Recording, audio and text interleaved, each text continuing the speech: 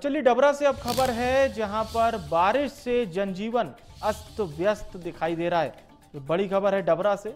बारिश के चलते जनजीवन अस्त व्यस्त हो गया है। गरीब किसानों के लिए ये बारिश आफत की बारिश बनकर आई है।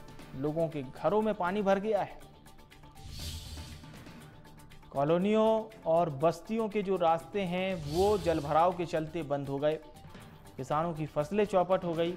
कई परिवार अपने घर से बेघर बताए जा रहे हैं। तो ये स्थिति है डबरा की, जहां पर बारिश से जनजीवन अस्त व्यस्त हो गया है।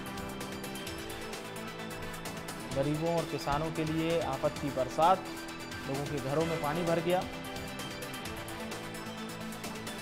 कॉलोनियों और बस्तियों के रास्ते बंद हो गए हैं क्योंकि जलभराव इतना ज़्यादा है।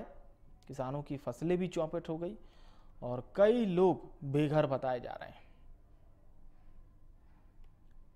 2 दिन से लगातार डबरा में बारिश देखी जा रही है, जिसके बाद हालात बद से बदतर हो चले।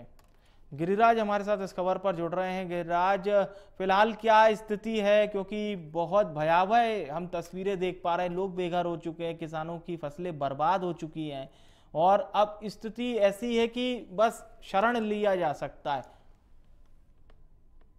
जी विवेक, देखिए बता दें कि कल शाम से जरूर यहाँ पर बारिश का जो दौर है वो थम गया है, लेकिन पिछले जो 2 दिन से लगातार मूसलाधार बारिश हुई है उसने कहीं ना कहीं आम जीवन को झंझोर कर रख दिया है। कि जल प्रलय के चलते जो कई मकान धराशायी हुए हैं, कई लोग ऐसे हैं जो आज अपने घरों को छोड़कर कहीं अन्य जगह जो सुरक्षित स्थान है उन पर रहने को या शरणार्थी स्थलों में रहने को मजबूर हैं। वहीं पर बात की जाए तो जिला प्रशासन ने भी कई ऐसे स्थान थे जहां पर सैकड़ों की संख्या में लोग फंसे हुए थे, उन्हें एसडीआरएफ और बीएसएफ की मदद से रेस्क्यू कर बाहर निकाला। विवेक, फिलहाल अभी जो बात की जाए किसानों की, तो कई जगह पर किसानों की फसलों में भी पानी भर गए हैं, जिससे धान की फसलें किसानों की चौपट हो गई हैं। अब हालांकि बारिश का दौर थम गया है, बादलों की आवाजाही जरूर है, लेकिन इसके बाद अब जो आम जनजीवन है उसके सामने एक जो सबसे बड़ा संकट है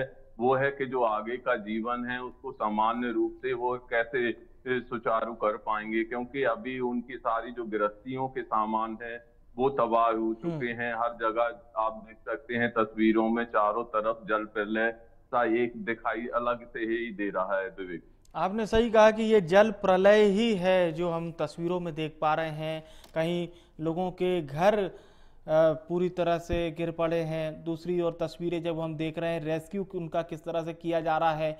इसके साथ ही साथ गिरिराज, कनेक्टिविटी यानी कि संपर्क मार्ग भी कई गांवों का टूट गया है। आपस में जो गांव संपर्क में रहते हैं सड़क के जरिए।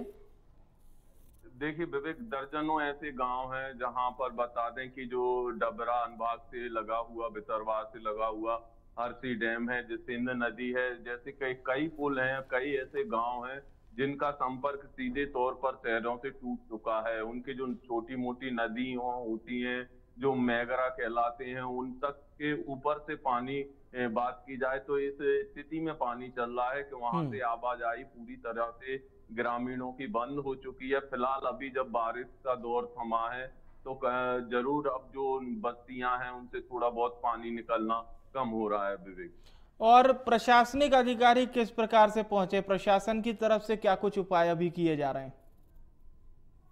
देखिए प्रशासन के अधिकारियों की बात की जाए तो प्रशासनिक जहां से खबरें आ रही हैं जल भराव की, लोगों के फंसे होने की, वहां पर राहत और बचाव के कार्य पहुंचाने की व्यवस्था में लगा हुआ है। वहीं पर जो संबंधित अनुभाग के तहसीलदार, पटवारी, एसडीएम हैं वो भी सतत निगरानी बनाए हुए हैं।